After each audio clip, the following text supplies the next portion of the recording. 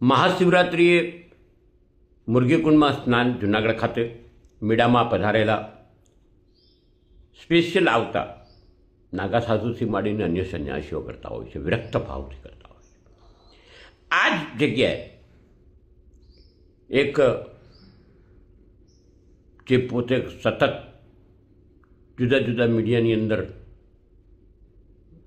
બેફામ બોલવાવાળા કીર્તિ પટેલ અને પોતે આજકાલ રીલના હિરોઈન ગણાવતા હોય તે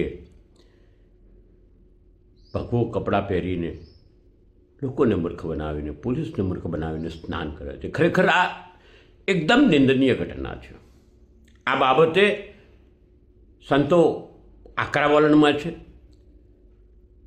આજે એ બાબતે જૂનાગઢના સંતો બેસશે અને નિર્ણય કરશે શું પગલાં લેવા, પણ કાયદાકીય પગલાં લેવા જ જોઈએ. ક્ષમ્ય નથી આ ગુનો. લોકોની ભાવના સાથે ખેલવાડ છે, સંતોની પવિત્રતા સાથેનો ખેલવાડ છે.